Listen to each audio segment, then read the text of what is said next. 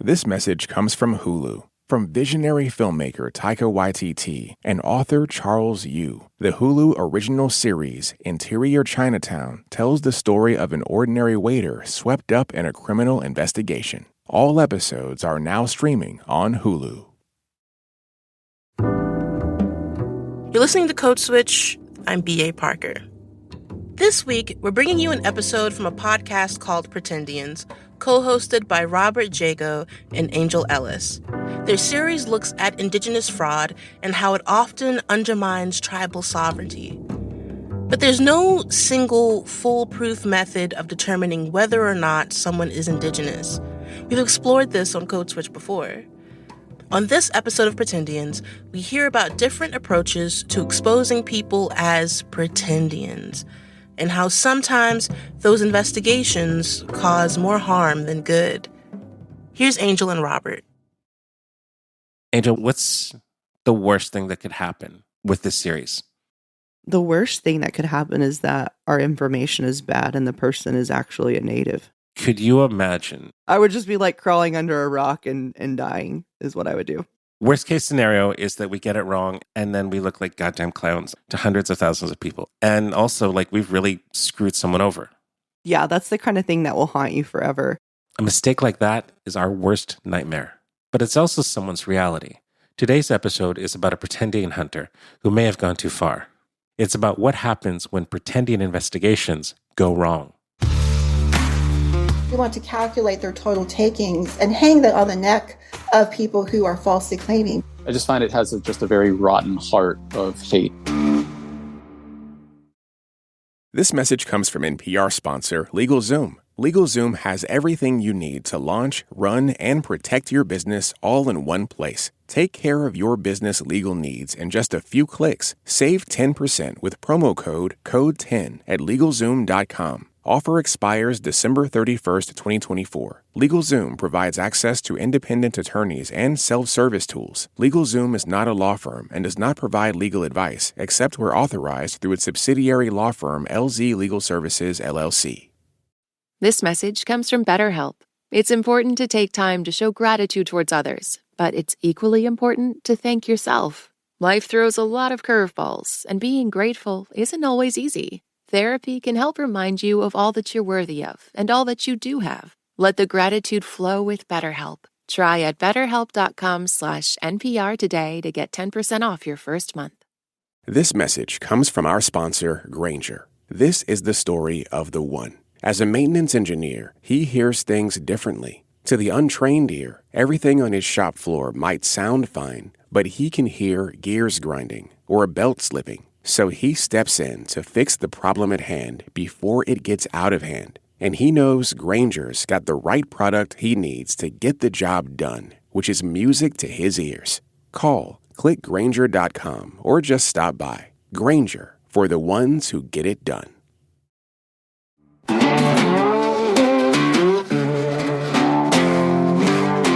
Scrolling down my newsfeed on a hot summer day.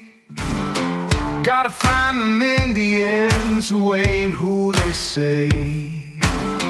With my trusty keyboard under the hot summer sun, gonna chase them imposters until the job is done.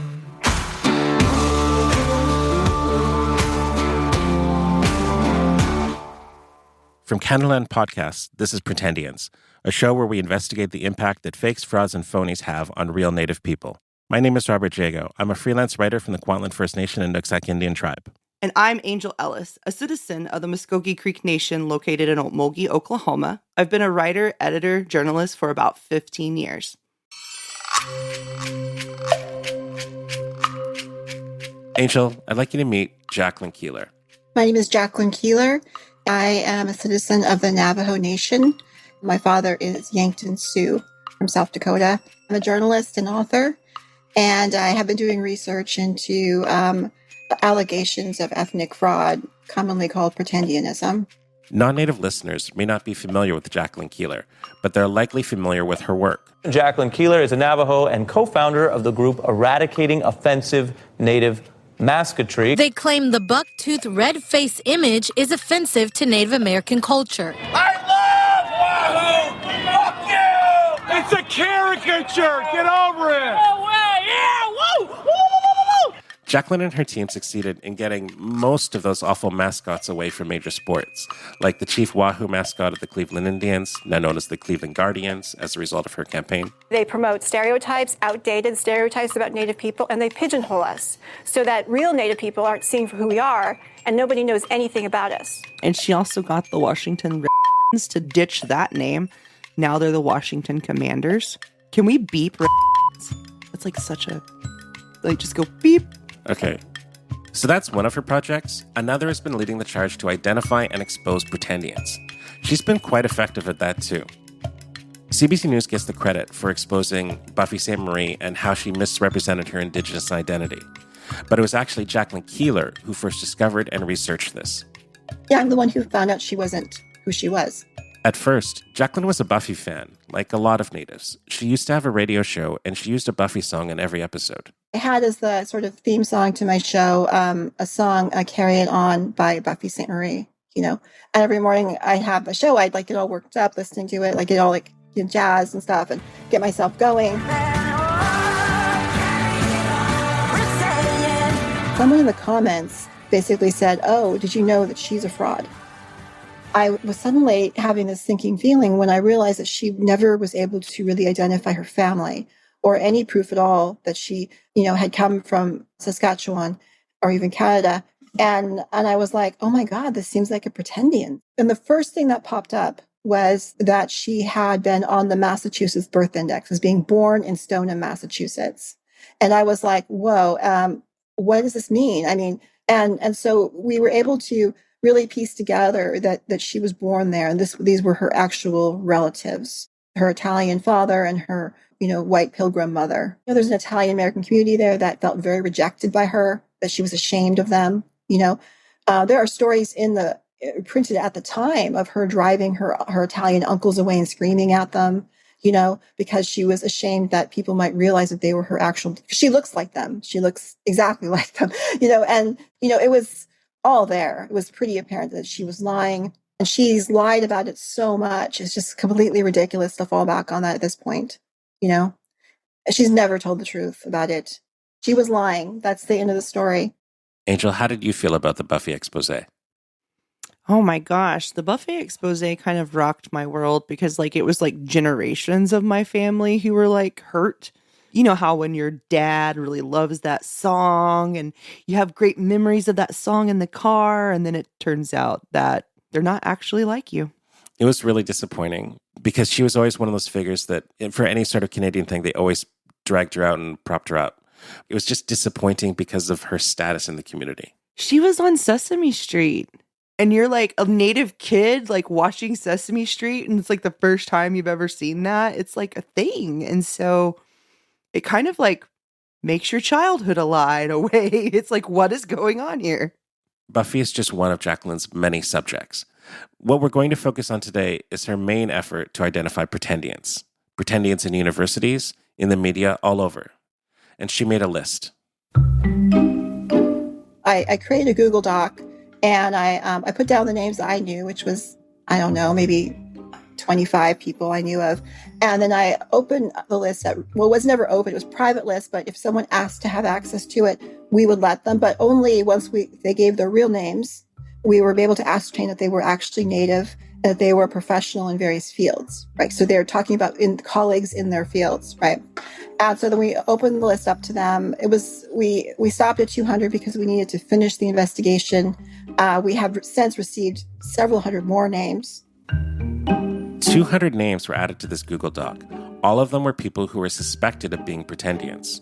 Now, as you heard, Jacquelyn says this was a private list. Then how do you know about it, Robert? Because it wasn't private.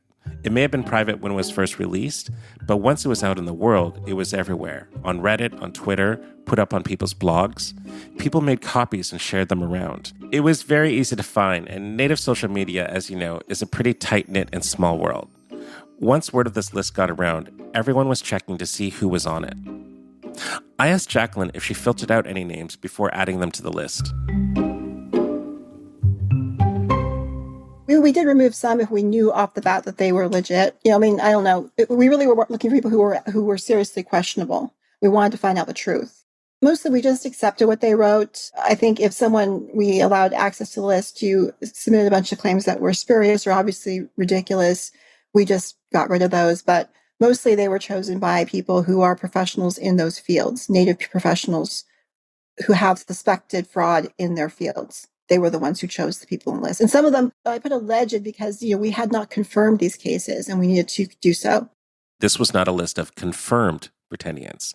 This was a list of people who were deemed to be likely suspects. If we actually can identify that ancestor and they are from the tribe they are claiming, no matter how far back it is, we mark them as verified. We verify that. So the problem is very few of these claims pan out, and we've only been able to verify like 7 people. Wait, so there were people on this list of possible Pretendians who she later verified as being legit? Yes. So, for example, one of the people targeted elsewhere by Jacquelyn Keeler was Tara Hauska. She's a citizen of the Couchiching First Nation. She's a prominent land defender, a lawyer fighting for tribal rights, and she was front and center at Standing Rock. But online, Keeler cast doubts about her ancestry by investigating her mother's ancestry and determining that her connection was too distant to count. But Hauska is a registered Native through her father's side. Jacquelyn admits that some of the names on the list were not actually Pretendians, but she doesn't see that as a problem. She argues that there was actually an upside for people who were called out on the list for maybe being frauds, because it gave them an opportunity to clear their names. Verifying facts can actually relieve someone from accusations of fraud, but it can also show that fraud is really rampant. I mean, the initial list that we verified included 200 names, and most of them in academia in some form. And, out of that, 97% of them, we could not verify their tribal claims. Why don't they, if they really have an issue, why don't they just present their evidence? So it's kind of like if you have nothing to hide, you have nothing to fear, I guess. Jacquelyn says she and her secret group of researchers aren't out to get anybody. She says they actually prefer it when they find out someone isn't a Pretendian. In fact, we found that CSU San Marcos professor who was actually being 100% accurate in her description of her descent.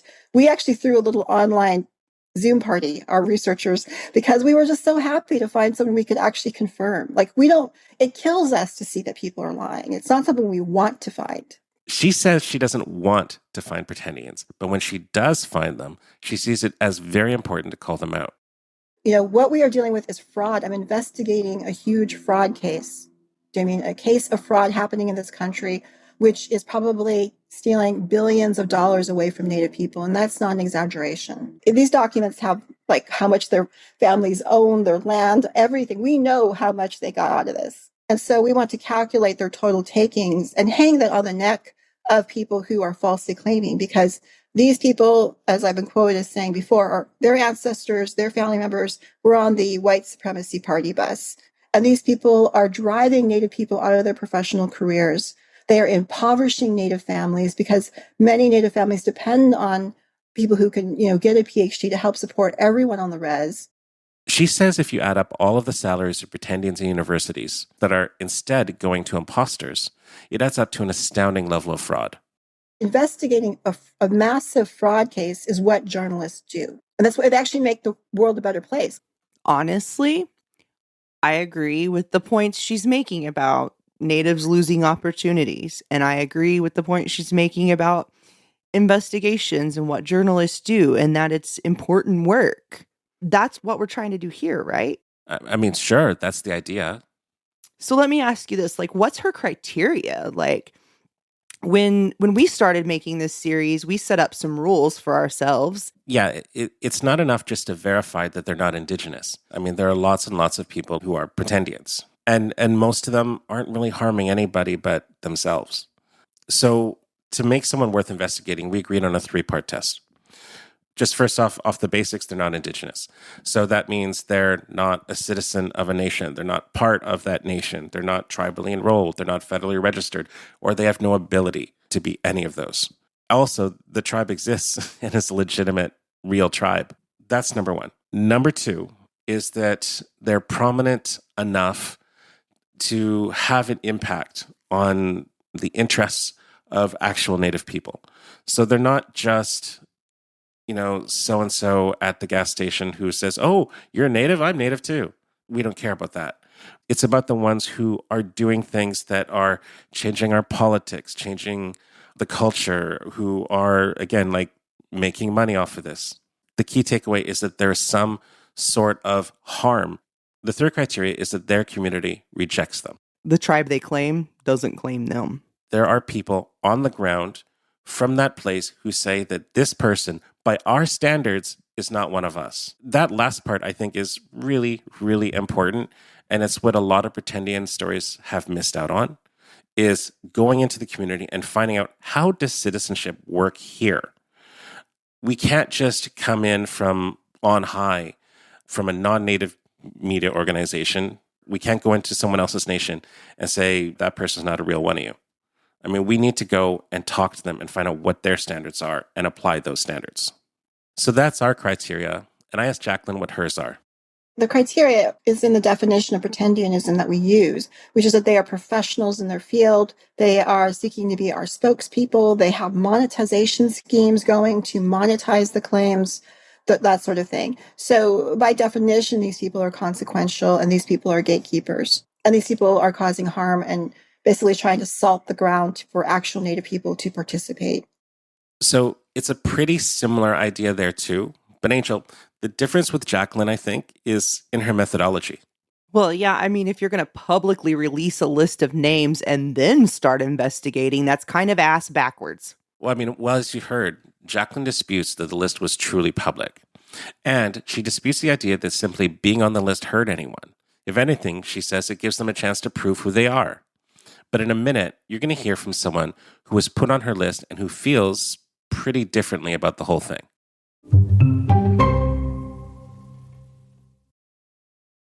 This message comes from Noom, using psychology and biology to build personal meal plans to fit your lifestyle, taking into account dietary restrictions, medical issues, and other personal needs with daily lessons that are personalized to you and your goals. Noom's flexible program focuses on progress instead of perfection to help you build new habits for a healthier lifestyle. Sign up for your trial today at Noom.com. This message comes from Sun and Ski Sports, helping families make memories on the mountain. This Black Friday, save up to 50% on top brands for the outdoor adventurer in your life, with an extra 10% off select items online from November 19th to December 2nd. Visit your local Sun and Ski Sports to shop exclusive in-store offers, like enter to win a $200 shopping spree, or explore sunandski.com. Find yourself outside with Sun and Ski Sports. This message comes from Bluehost. Need a website fast? Bluehost's AI gives you custom WordPress sites in minutes and built-in marketing tools with 24/7 support to keep your website growing. Go to Bluehost.com now to launch yours today. Support for NPR and the following message come from the Walton Family Foundation, working to create access to opportunity for people and communities by tackling tough social and environmental problems. More information is at waltonfamilyfoundation.org. My name is Kuros Old. I'm Pamunkey. The Pamunkey Indian tribe is the only federally recognized tribe in the state of Virginia. I served on the board of directors for Native American Lifelines of Baltimore and Boston as the capacity of president, and I'm proud of that service. Thank you. Kairos is active online. He's the founder and moderator of Indian Country, which is the biggest Indigenous forum on Reddit. His first encounter with Jacquelyn Keeler happened online. We disagreed with something on Twitter. I think it's that petty. I don't think she ever forgave me for that. After that, his name appeared on Jacquelyn's list. So I have to ask, if he's on the list, is he a Pretendian? Well, we looked into his background, and there's enough there to show that he almost certainly is not a Pretendian. His mother and grandmother had tribal membership. He himself has chosen not to pursue a tribal ID, but he is a claimed and very active member of the Pamunkey community. He's not relying on some distant ancestor or generalized descent. I'm embraced as Pamunkey by other Pamunkey people. Good enough for me. So during the pandemic, when Kairos was involved in getting Native people vaccinated, he learned that his name was on Jacquelyn's list. I came to find that I, along with about 200 other individuals targeted, were part of the alleged Pretendians List in the last days of January 2021. It was the 1-year anniversary of the loss of our child. It's an unsubstantiated allegation. Kairos says that even though he was the individual named, his whole family was implicated, and not just the living. We're talking about our dead, whose legitimacy is questioned by persons who have no relationship to him. And so I saw one day she was making an attack about my mother having financed her home in DC from fraudulent homunci claims, fundraising based off of false claims. And I pushed back on that publicly because my parents financed that home through a mortgage, funded through their jobs. They were teachers in DC public schools. I asked Kairos how Jacquelyn Keeler's allegations impacted him. I mean, it hasn't impacted me negatively economically because I didn't make money off of indigeneity. It's not my bread and butter. I don't do this stuff for a living. But that's not to say he didn't suffer from it. After the list went around, others took it upon themselves to harass people who appeared on it. I've unfortunately dealt with the criminal element who she directed at my family, and I had to tighten up security measures. I had felt less safe, and it's gotten somewhat better insofar as I've gotten used to looking over my shoulder in this capacity. I've been less inclined, and I've seen other people affected by this being less inclined to share of themselves and other communities and other families, because there are sharks, there are monsters in those digital waters, and she's certainly one of them. As disturbing as all of this has been to Kairos, he says that it's not really new. He sees Jacquelyn Keeler's list as a new digital form of something that's plagued natives for generations. So under the Racial Integrity Act of 1924, the legislators in Virginia, who were among the first families of Virginia, some of whom have documented ancestry going back to Pocahontas, wanted to carve out an exception to this act that defined in very hard ways race in Virginia, setting up a racial regime in which you could be white if you had distant Indian ancestry. All of the persons were considered colored or black. And then there was this tiny Indian category that eugenists did everything they could to persecute and repress and identify as suspect and fraudulent, so they could keep the white race pure, so they could keep, in their language, so they can keep these Negroes from passing into the white race by calling themselves Indian on documents such as birth certificates.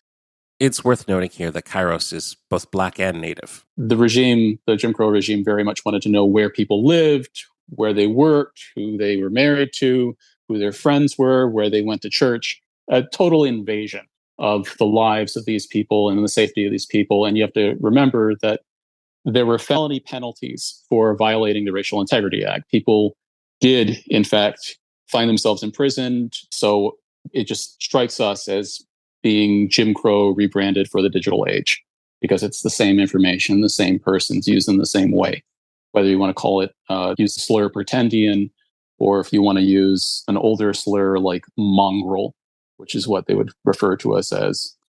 So yeah, it's old hat, it's bad policy. And I'm used to people demanding what my business is. Oh, did you really earn the job that you have? Or are you a diversity hire? Oh, what are you doing here in this neighborhood? That's how it hits me, to say that my parents didn't earn their home. We're used to that. We're used to the idea that people like us don't belong where we are. I just find it has just a very rotten heart of hate. She's a direct successor to it in methodology and in rhetoric and in targets. Direct successor. So, I mean, Jacquelyn said that she's just doing investigative journalism. She says that work should be looked at as reporting on fraud. She did say that she's just doing investigative journalism. She also said that she always tries to get the other side of the story, as any journalist would. Kairos says that's not true. She never tried talking with me at all. No outreach, no interview. It's all been very dehumanizing, because it's like we're dealing with some kind of wannabe anthropologist who doesn't talk with their subjects, who just writes about them and places things in the most hostile, antagonistic, derogatory light. We're not talking about professionals. We're not talking about critical journalists here. We are talking about agitators and people who are trying to prop themselves up using clout and controversy and inference. What is the term? Speculative journalism. She's really stolen our story and created something else. Kairos says that since the list, some natives have got really paranoid. I've seen people who on social media feel compelled to dox themselves to present their tribal ID and other personally identifiable information that they need to keep secure because they're afraid of being called frauds. It's created an environment of fear. Unfortunately, I'm part of that environment of fear, an unwilling participant in all this. I'm just curious, though, does Kiro see any kind of value in the intent of this kind of work? I mean, there's widespread understanding that Pretendians are a real problem. Yeah, he thinks that tribal governments, and only tribal governments, should be doing these investigations. And given his experience, I don't really blame him.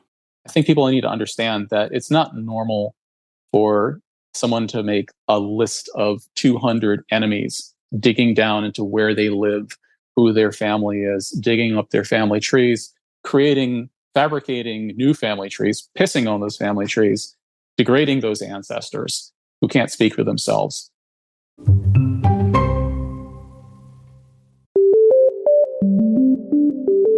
You know, Kairos was saying that the only people that should be doing these sorts of investigations are tribal governments. And I was actually hired by my First Nation to do one of these sorts of investigations. And so I appreciate what he's saying there.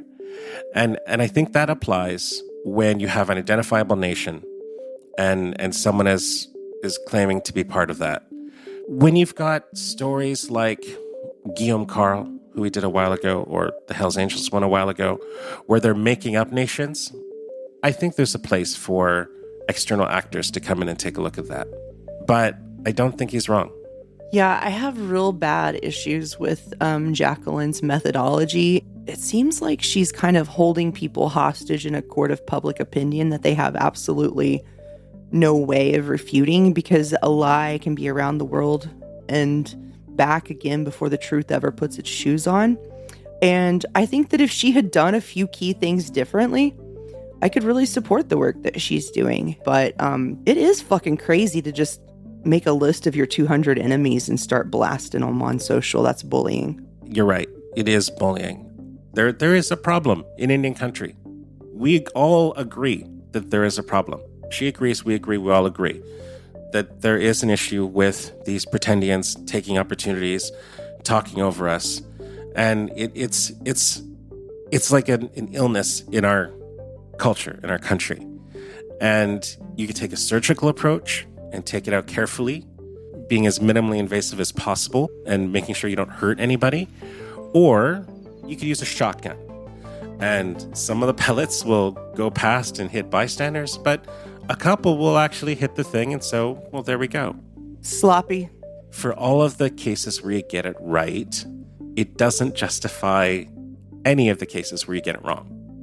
Absolutely not. I hate to think about what Kuros and his mom and his grandmother had to go and do in their own community when these kind of things started circulating.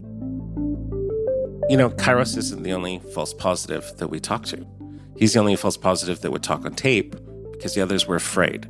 And they were afraid of the harassment that they've gotten because of the list. And it's quieted down for a little bit now. And they were afraid that if they talked to us on tape, that it would come back to them, that it would restart everything all over again. And they would have to deal with people harassing them online and possibly in person. Hey, Robert, I got a question.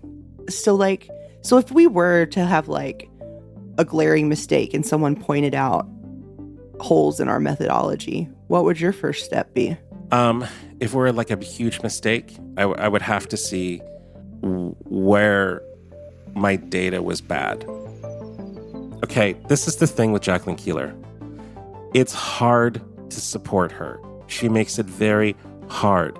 The way she deals with people is just not freaking cool. It's not cool the way she deals with people. It's not professional. It's not humane. When you put that aside, she is doing a job that needs to be done. And she is one of the very, very few people who will do that job. And she has been right. And I think that if she were to change some of the ways that she deals with things and with people, that her contributions could be much greater than they are now, or much greater than they have been so far.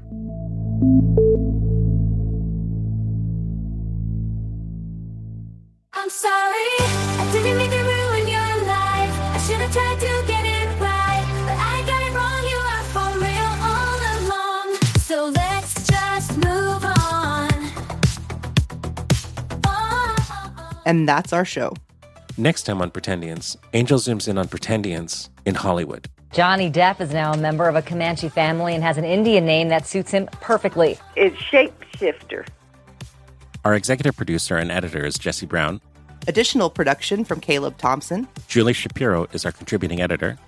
Canada Land's editor-in-chief is Karen Pulesi.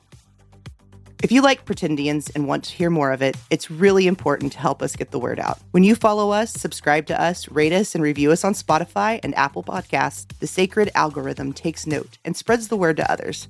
Please do it now. You can listen ad-free and early on Amazon Music, included with Prime. Thanks for listening.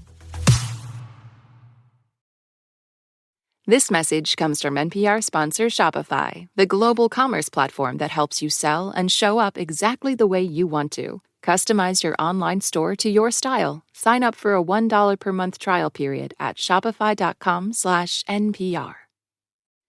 This message comes from Random House Children's Books with Happy Head. Welcome to Happy Head. Attendance is mandatory. One young man has been selected for a new experimental mental health center designed to solve the national crisis of teenage unhappiness. He's determined to come out on top, but not everything is as it seems, and soon he'll risk everything to escape. Happy Head is a young adult novel by award-winning author Josh Silver, available everywhere books are sold. This message comes from Warby Parker, prescription eyewear that's expertly crafted and unexpectedly affordable. Glasses designed in-house from premium materials starting at just $95, including prescription lenses. Stop by a Warby Parker store near you.